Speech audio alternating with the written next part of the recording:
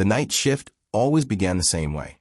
The city outside hummed like a restless animal, neon bleeding into wet pavement, sirens wailing in the distance. And inside Sterling Enterprises, the glass fortress of power, silence reigned. Michael Carter pushed his mop across the marble floors with steady, practiced strokes. His gray uniform blended him into the walls, invisible, forgettable. That was how he wanted it. But if anyone had looked closer at those hands, scarred, calloused, too precise in their movements, they would have seen something strange. These were not the hands of a man who had spent his life pushing a mop. They were the hands of a man who once designed weapon systems that could shift the balance of nations. He had been 25 when he finished his PhD at MIT. At 28, he was already briefing generals.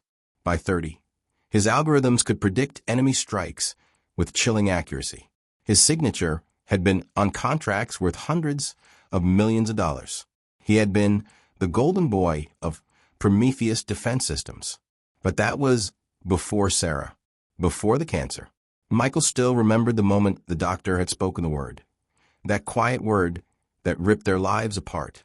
Aggressive, inoperable, terminal. He had poured everything into fighting it. Savings, retirement funds, even their house. None of it mattered. The disease didn't bargain. And then came the funeral. His little girl, Emma, only 8 years old, had clutched his hand so tightly that day he thought his bones would break. She wore a black dress that swallowed her small frame, her curls messy from restless sleep. In her other arm she held her stuffed rabbit, its ear torn from years of love. "Daddy," she whispered, tears blurring her eyes. "Why won't Mommy wake up? Why did God need her more than us?" That question had followed him every single day since. So he walked away from the labs, from the security clearances, from the machines he had built that could see everything except how to save the only woman he loved. He reinvented himself as a man no one would notice, a janitor, an invisible shadow who cleaned other people's messes while the world slept. And in that surrender, he found something like peace. Now every morning, Emma had strawberry pancakes waiting for her, smiley faces made from whipped cream. Every morning, he walked her to school, carrying her backpack when it was too heavy for her small shoulders. She didn't need a father who disappeared behind locked doors, working on projects he couldn't even speak of. She needed him here. "Daddy," she had asked once, swinging her legs at the kitchen table, "why do you clean buildings instead of building rockets?" Michael had smiled, ruffled her hair, and answered simply, "Because every job that lets me take care of you is important, and because being your dad is the most important job I'll ever have." He never told her the darker truth, that his old life wasn't just gone. It was buried, burned, erased with surgical precision, because men who walked away from defense secrets didn't usually get to keep walking. He had torched every bridge, vanished into anonymity, and Sterling Enterprises had unknowingly given him the perfect hiding place. Each night, Michael drifted unseen through corridors where billion-dollar deals were whispered over crystal glasses, where the powerful schemed behind frosted doors. He was just a shadow, a ghost with keys to every floor. He never spoke unless spoken to. Most executives never even glanced his way, and that suited him fine. Invisibility was survival. Yet sometimes he wondered, as he stood at the windows during his break, looking out at the sleepless city. He thought of the man he once was, the man who commanded rooms, who shaped technologies that could defend or destroy the world. That man was gone, or so he told himself. But then there were the dreams where Sarah's voice called him back to a world he swore he'd left behind. That night, as the clock struck midnight and his mop whispered across the marble, Michael didn't know that his carefully built silence was about to crack, that the invisible janitor, the man no one noticed, was about to be noticed in a way that would change everything. For in a few hours, a note would slip into his hands. 5 desperate words scrawled in trembling ink. "Someone is following me. Please don't leave." And from that moment forward, nothing in Michael Carter's world would ever be the same. Who slipped Michael that note? Why him, of all people? A janitor with a past buried in shadows. The city glittered like a lie. From the corner office on the 49th floor, the skyline looked clean and sharp, as if power could be polished to a shine. Sophia Sterling knew better. She stood by the glass, fingers pressed to the cool surface, watching headlights slide like mercury along the avenues far below. Her reflection stared back. Immaculate blazer, sleek ponytail, a face the business magazines called untouchable. But her heart wouldn't stop racing. Have you ever felt eyes on you before you hear the footsteps? Before the breath in the hall? Before the door that should be closed is just not? It had started 3 weeks ago, or maybe longer, if she was honest about the tightness in her chest that hadn't left in months. A black sedan lingered in her rear view too many mornings to be a coincidence. Footsteps matched hers on quiet sidewalks after midnight. At lunch, across a restaurant, the same man in a gray jacket lifted his phone at just the wrong times. She told herself she was imagining it. CEOs were targets of gossip, not hunters. But then the echoes began. Private calls that bounced oddly, like another line was breathing in her ear. The doorman at her building, hands folded, voice too casual, mentioned friends of your father, stopping by to ask her schedule. Names, she asked. He's biting into her palm. They didn't leave any, he said, eyes sliding away. They had the look, though. What look? He didn't answer. He didn't have to. She told no one. Not the board. Those sharks smelled fear like blood and water. Not her executive team. Especially not John Bradley, the charming, careful vice president whose handshake always lasted a second too long. And not her father. Especially not Robert Sterling. Robert's empire had been built on suspicion disguised as discipline. He loved by tightening the leash. Trust is a weakness in our line of work, he'd tell her at 15, standing by the koi pond behind the old house, his hand heavy on her shoulder. People fail. Systems don't. Learn the difference. Sophia had learned. She'd learned to measure faces, to catalog silence, to turn her own fear into performance. She never gave the board a tremor. She never gave her father a reason to doubt. She made numbers sing. She made competitors blink. But the little things were getting louder. The scent of cologne that didn't belong in her office, sharp, bitter, almost medicinal, hanging in the air after a late meeting. Papers moved by a centimeter. Her mouse placed horizontal when she always left it at an angle. Not enough for security to flag. More than enough for her to lock her jaw until her teeth hurt. She bought pepper spray and slipped it into the pocket of her Hermes bag. She changed routes.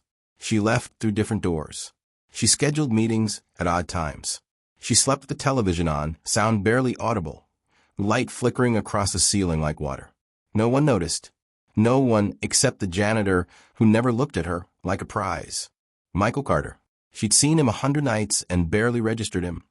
Gray uniform, quiet movements. The way he was there and not there all at once. But he had kind eyes, the kind that didn't ask for access. He never flinched when she walked past. He never tried to catch her gaze. He was simply steady, his mop whispering across the marble like a metronome for the sleepless. And sometimes when she looked up unexpectedly, she caught him watching the corners, the cameras, the blind spots, not her, as if his mind lived in angles and timing. That realization lodged somewhere behind her ribs. It felt like a key turning. The night it broke open started with wind. Hard, impatient wind banging the roof access door 3 floors up, the building sighing as temperature shifted and beams adjusted. The office was deserted except for security at the front desk and a skeleton crew polishing the world for morning. A storm smudged the sky. The city smelled like rain and electricity. Sophia sat at her desk, staring at a presentation she could give in her sleep. She didn't hear the footsteps at first. She heard the pause. A breath held. She lifted her head. The corridor beyond her glass wall was empty. The lights hummed. Somewhere a printer clicked awake and fell silent again. She stood. The carpet was soft, swallowing sound, but the air felt tight. Her phone buzzed. An unknown number. The same one that had called twice earlier and hung up. She didn't answer. She turned the phone off. Enough, she thought. Enough pretending the edges didn't exist. She pulled the drawer open and took out a slim notepad. Her hand trembled. The pen skated across the paper anyway, because she had always kept writing when the board pushed, when her father pushed, when the world demanded a smile and a quote and a vision. 5 words, then 5 more. Someone is following me. Please don't leave. She folded the paper once, twice, so her name wouldn't appear if the wrong person opened it. Then she breathed, then out.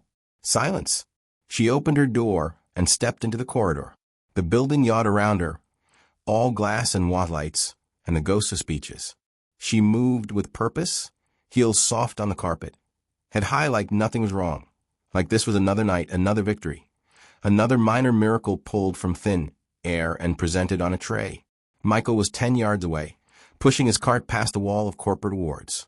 His sleeves were rolled, his hands were steady, his gaze was down. Evening, she said, and her voice sounded like weather, clear, ready to change. He nodded once. Evening, ma'am. Her throat was dry. She forced a small smile, stepped closer, lifted a folder from her arm. The paper slid from her palm into his hand with a whisper-soft SHFF. For a fraction of time, their fingers touched.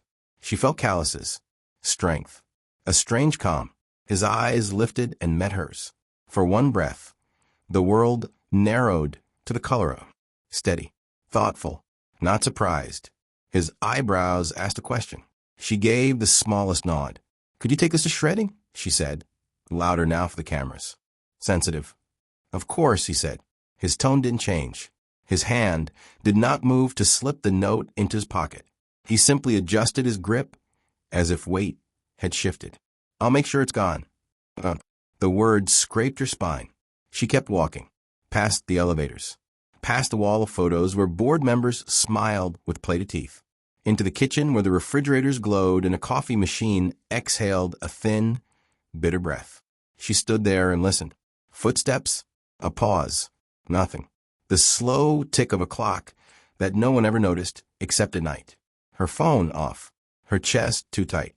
Have you ever listened so hard you heard the building think? A minute passed. 2. She poured water, took one sip, didn't taste it at all. When she left the kitchen, she took the long way back to her office.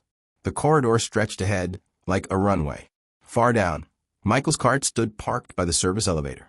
Michael himself was not there. The elevator doors opened with a soft hiss. He stepped out and met her eyes for a second time. He held the cart with one hand, the other resting on the rail as if to steady the world. He didn't speak. He pushed the cart past her, tires squeaking once as it rolled over a seam in the marble. Her phone remained dark in her bag. She reached her office, closed the door gently, and exhaled for the first time in what felt like days. She sat. She waited. 10 slow heartbeats later, her desk phone lit up. Internal line. The janitorial code she'd never used. The one she'd forgotten existed. She froze, then picked up. A quiet voice, steady as midnight. Ma'am, the shredding is taken care of. Silence expanded between them, soft and careful. Thank you, she said, matching his tone. Is there anything else? A beat. There's a maintenance issue on the roof service level, he said, choosing each word like it might break. It should be addressed now. Security cameras are out for scheduled testing. Sophia closed her eyes. The note had been heard. He was giving her a choice, not a command. If this was a trap, it was a precise one. If it wasn't, it was the safest path she had right now. Understood, she said. I'll sign off on the work order. She hung up and sat very still. The storm pressed against the glass, like a hand. Down on the street, a siren wailed, then faded. The office hummed, empty and expectant. She stood, lifted her bag, checked for the pepper spray, for the small recorder the legal team never knew she carried. She smoothed her blazer. She looked at herself in the glass, at the woman whose face was printed in magazines, whose voice could move markets, who could not get a single full breath tonight. I am not prey, she whispered. The hallway was colder now. The air tasted like metal. She moved fast, but didn't run. The service elevator waited. Dull doors closed. She swiped her badge. The light flashed green. The doors slid open like a breath releasing. Michael stood inside, not too close, hands visible, eyes clear. He said nothing. She stepped in. The doors closed with a soft, decisive click. They didn't speak as the elevator rose. The floor numbers blinked up in quiet increments, the kind of silence that holds everything stretched between them. Fear, calculation, the strange trust that blooms in crisis. At the roof level, the doors parted. Wind rushed in, tasting rain. Somewhere above, thunder grumbled like an old god clearing its throat. Michael gestured once. After you. She stepped forward into the wild night. Her pulse hammered against her skin. The city sprawled beyond the parapet, a map of light and promise. The door banged once behind them and then was still. "Someone is following me," she said. The words came out small, almost childlike. She swallowed and tried again. "Please don't leave." "I won't," he said. Then footsteps, not theirs, from the stairwell. They both turned, the wind tugging at her hair, his jaw tightening. Have you ever known in a single breath that the next choice will redraw your entire life? The stairwell door handle moved. Click. Slow. Testing. The metal began to swing inward. Who steps through that door? The man in the gray jacket, a messenger from her father, or something far worse? And what will Michael do when the past he's buried reaches for both of them in the dark? The stairwell door creaked open. For one suspended heartbeat, Sophia Sterling thought the storm itself had forced it ajar, the wind clawing, the hinges groaning. But then the silhouette stepped through. A man in a dark coat, the same man who had lingered too long near her car, who had stared across crowded rooms like he owned her hours. He moved with quiet purpose, his shoes whispering against the concrete, the kind of silence that doesn't belong to ordinary men. Sophia's throat tightened. Her hand slipped inside her bag, fingers brushing the cold cylinder of pepper spray. It felt like holding a straw against a hurricane. Beside her, Michael Carter shifted, just slightly, enough that she noticed his stance change. Heels set, shoulders squared. His body no longer belonged to a janitor. It belonged to someone trained, someone who had done this before. The man's voice was smooth, professional, the kind of voice that sold threats as if they were suggestions. "Miss Sterling," he said, nodding once. "Your father would like to speak with you." Now, she swallowed, her voice smaller than she intended. "He doesn't need to send shadows to speak for him." The man smiled thinly. "You've been distracted. Certain people are concerned. He asked me to bring you home." Michael stepped forward then, just one pace, and everything shifted. The wind whipped around him, tugging at his gray uniform. His tone was calm, but his words landed like steel. "She's not going anywhere with you." The man's hand moved, slow, deliberate. His coat brushed open, revealing the black outline of a holstered gun. "Stay out of this," he said. "You mop floors. That's your world. Don't walk into one you don't understand." For a moment, Sophia's breath froze. She saw Michael through new eyes. His posture didn't waver. His hands, steady, precise, were not the hands of a man intimidated by weapons. And then it happened. 3 seconds. That's all it took. The man's fingers twitched toward the holster. Michael moved faster. His hand shot out, redirecting the motion, twisting the wrist in a way that made the intruder stumble. A swift strike, 2 fingers pressed into a nerve, sent the man to one knee, gasping for air, unable to draw breath. Michael's forearm pressed against the man's collarbone, pinning him, leaving no marks but delivering pure pain. "You're going to leave," Michael said, voice low, every word coated in iron. "You'll tell whoever sent you that Sophia Sterling isn't alone. And if I see you again, you won't be walking away." He released the hold. The man staggered back, dignity shredded, eyes flicking between them in disbelief before retreating into the stairwell like smoke pulled by the wind. Silence fell. The city hummed below, indifferent. Sophia's hands trembled. She clutched her bag to hide it. Her eyes searched Michael's face, desperate for answers. "Who are you?" she whispered. "You're not just a janitor." Michael's shoulders sagged slightly. The storm outside roared, but his voice was quiet, heavy. "I'm someone who made a promise to protect the people I love. Tonight, that includes you." Sophia blinked, stunned. Her mind tried to reconcile the mild-mannered man pushing a mop with the fighter who just dismantled a trained operative. She didn't know whether to feel safer or more terrified.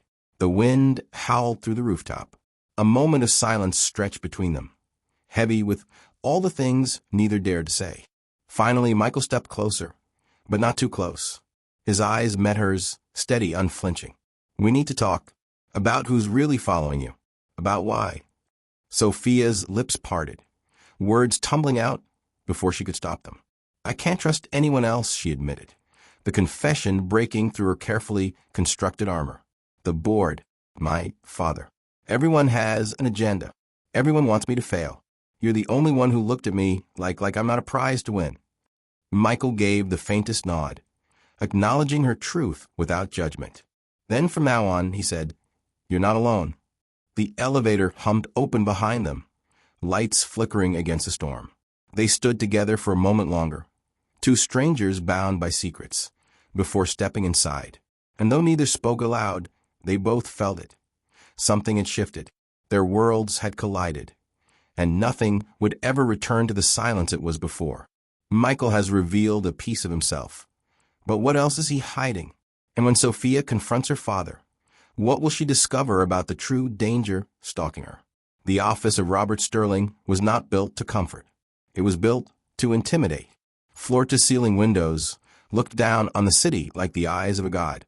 The desk, a slab of mahogany polished, so smooth it reflected faces, stretched between him and anyone summoned to sit across. Even the chairs were designed to swallow people whole, forcing them to lean back, while Robert leaned forward. Sophia had sat in that chair as a teenager, heart racing after breaking curfew. She sat in it again at 34, now CEO in name, yet feeling like a schoolgirl once more. Her father studied her with the precision of a predator. His silver hair was perfectly combed, his suit tailored to perfection, his watch gleaming like a promise he never broke. At 71, he looked strong, timeless, carved from the same marble as the empire he'd built. The Takahashi deal, he said, no greeting, no warmth. It requires a deeper alliance. Marcus-chan has agreed to it, but he requires you. Sophia's stomach twisted. She had met Marcus-chan once. The way his eyes roamed her, as if she were another acquisition, had made her skin crawl. "You want me to marry him?" she asked, her voice sharper than she intended. "I want you to secure this company's future," Robert replied, voice smooth as glass. "Marriage is strategy. Power requires sacrifice." She leaned forward, anger sparking. "This is not the Middle Ages. I'm not a bargaining chip to be traded for market dominance." His gaze hardened, the faintest flicker of disappointment crossing his eyes. "You're unmarried. No children. At your age, the board already whispers. They question your stability, your judgment. They wonder if I was wrong to give you the reins." He slid a leather folder across the desk. Slow, deliberately.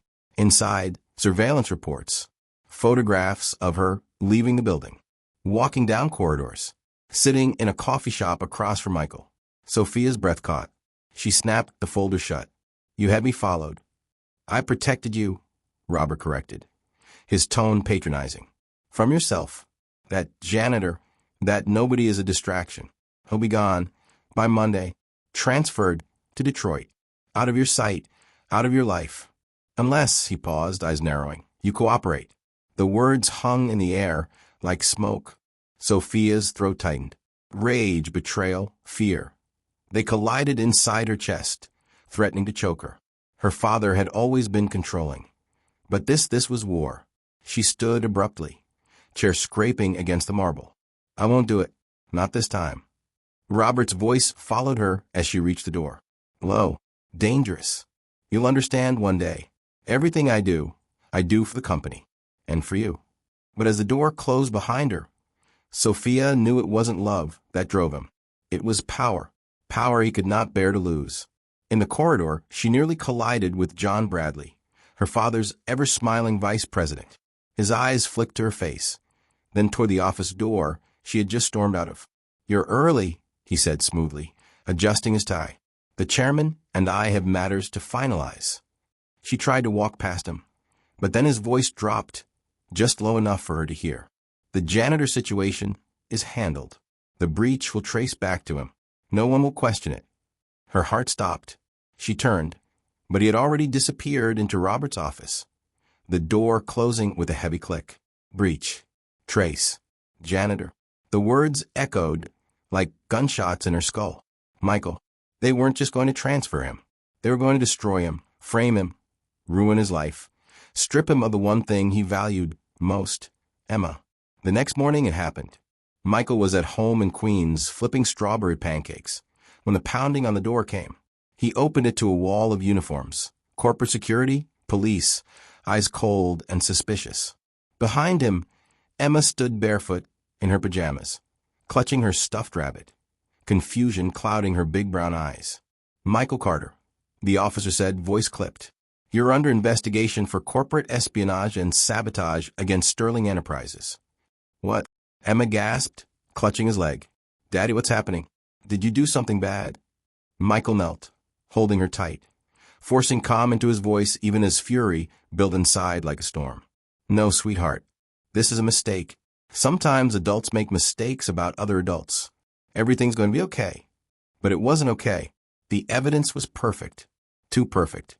His keycard logs, his credentials, video feeds that conveniently glitched at the right times. It was a digital noose, designed by experts who thought no one would ever question it. He was seconds away from being taken when Sophia arrived. She swept into the apartment like a storm in jeans and a blazer, legal papers in hand, voice cutting through the chaos with steel. "He's not going anywhere," she snapped. "This is internal. Sterling Enterprises will handle it." The officers bristled, but they couldn't override corporate jurisdiction. Not here. Not now. They left, but not before casting looks that promised whispers, rumors, the slow bleed of reputation. The apartment was wrecked, drawers overturned, Emma's drawings scattered on the floor. Michael sat on the edge of her bed, reading her favorite storybook until she finally drifted to sleep, her small hand still gripping his shirt. Sophia stood in the doorway, guilt heavy in her chest. "This is my fault," she whispered. "My father? I didn't think he'd go this far." Michael closed the book, his eyes hard now, no trace of the gentle janitor. "This isn't about fault. It's about power. Your father sees me as a threat, and he's right." He crossed the room, opened his laptop, and began typing. Fingers flew across the keyboard, faster than she thought possible, the screen filling with streams of code. "You asked who I really am," he said without looking up. "Now you'll find out." Lines of data flashed, reconstructed logs, buried trails. Slowly, the truth emerged. The breach hadn't been his. It had been Bradley's. Subtle, precise, but flawed in ways only an expert could see. Michael leaned back, eyes narrowing at the screen. "They made a mistake, and I'm going to find it. But we need more than code. We need proof your board can't ignore." He looked up, his expression carved from determination. "This isn't just about saving me. It's about exposing them. All of them." Sophia's breath caught. For the first time in years, she felt the floor beneath her shift. Not because she was losing control, but because maybe, just maybe, she had found an ally strong enough to face her father. With Michael framed and Sophia trapped between loyalty to her blood and the truth she's just uncovered, how far will they go to expose the Empire's corruption? And what will Robert Sterling do when his own daughter becomes his enemy? The boardroom of Sterling Enterprises was built for intimidation. Brazilian rosewood gleamed under the soft lights. Italian leather chairs ringed a table long enough to seat kings and generals. Beyond the glass walls, the city glittered like it was holding its breath. And at the head of the table sat Robert Sterling, the Empire's architect, exuding the kind of confidence that only came from decades of winning battles no one else survived. Beside him, Sophia Sterling smoothed the folds of her blue Dior dress, the one her father had told her to wear, the one that photographed well. To everyone else, she looked composed, radiant even, but inside her stomach churned. Because today was not about mergers or alliances. Today was war. Around the table, the board members shuffled papers, murmuring about expansion markets and quarterly reports. And across from her sat John Bradley, his smirk sharpened like a blade. He tapped his leather portfolio, the same one that contained falsified evidence against Michael Carter. Robert raised a hand, and the murmurs died instantly. "Before we begin," he said, his voice steady as stone, "Sophia has an announcement regarding our alliance with Marcus Chun and the future of this company." All eyes turned to her. Sophia stood slowly. Her heels clicked softly against the polished floor as she rose, smoothing her dress with deliberate grace. She inhaled once, steadying herself. "I do have an announcement," she said clearly. Her voice did not shake. but is not about Marcus Chin. The board shifted uneasily. Robert's eyes narrowed. Bradley's smirk faltered. Gasps rippled around the room. Robert's face darkened. "Security," he barked. But Sophia raised her hand. "He's here, at my invitation, and he has something you all need to see." Michael walked to the head of the table, laptop in hand. His movements were efficient, controlled. He plugged into the presentation system. The screen behind him flickered to life. "Ladies and gentlemen," he began, his voice calm but commanding. "You've been told that I, a janitor, somehow breached your most secure servers, that I corrupted data worth millions, that I jeopardized Sterling Enterprises. Today, I'll show you the truth." Slides lit up the screen, server logs, timestamp discrepancies, access codes. At first, the board members frowned, struggling to keep up. But then came the damning evidence. Emails, hundreds of them, messages between Bradley and Robert Sterling, discussing the janitor problem, plotting the frame job, approving the false trail. An audio recording played next. Bradley's voice unmistakable, saying, "The janitor's access codes are perfect. No one will question it.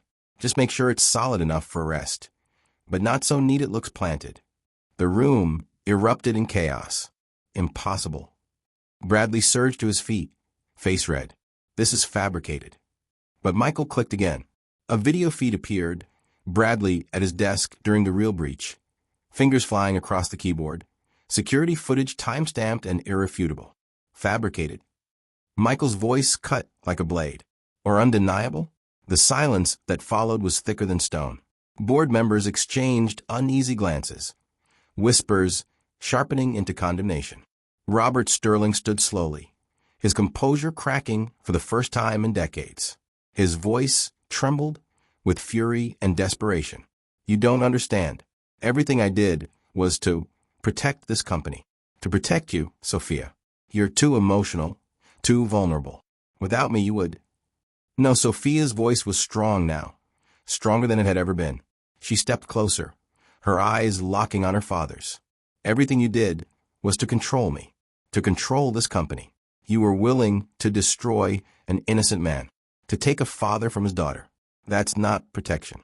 That's tyranny." She turned to the board, her voice ringing clear. "Michael Carter isn't a janitor.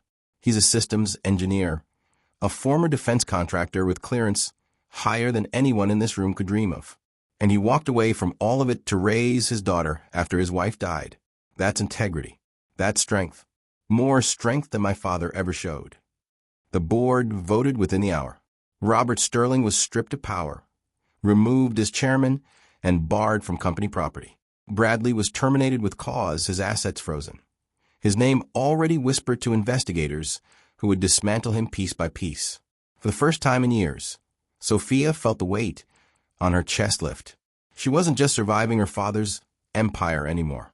She was free of it. 6 months later, Michael Carter sat in his new office on the 40th floor, sunlight pouring across his desk. Pictures of Emma lined the walls. Her smile, her drawings, her birthday party with chocolate cake on her nose. He was no longer the invisible man pushing a mop. He was the head of security systems at Sterling Enterprises, building innovations that saved millions and stopped 3 hacking attempts before they even reached the company's gates. But the real change wasn't in the office. It was at home. Sophia no longer lived in her father's coal mansion. She had moved into a warm brownstone in Brooklyn, where Emma's laughter filled every room. On weekends, Sophia painted with Emma in the yard while Michael flipped pancakes in the kitchen. Not the life he once imagined, but better, simpler, real. Robert Sterling, disgraced and under federal investigation, retreated to his Connecticut estate. He sent one letter to Sophia. Not an apology, just a few words scratched in his rigid handwriting. "Perhaps I was wrong about what strength looks like." She kept it in a drawer, unread again, but never forgotten. On quiet nights, Emma would curl between them on the couch, clutching her stuffed rabbit, eyes shining with curiosity. "Tell me again how you two met," she'd say. Michael would smile softly. "Your mom needed help, and I was in the right place at the right time." Sophia would squeeze Emma's hand, and he was the only one brave enough to see me as a person, not just a position. Emma would grin satisfied, and the story would pass into family legend. told and retold until it no longer sounded like survival, but destiny. Sometimes the most powerful person in the room is the one everyone else overlooks. Sometimes the strongest empires are built not from marble and glass, but from trust, sacrifice, and love. And sometimes everything begins with a single note, slipped between strangers in the dead of night. Someone is following me. Please don't leave. If you were Sophia, would you have trusted Michael that night? And if you were Michael, would you have risked everything again for a stranger with power or for the chance at something more?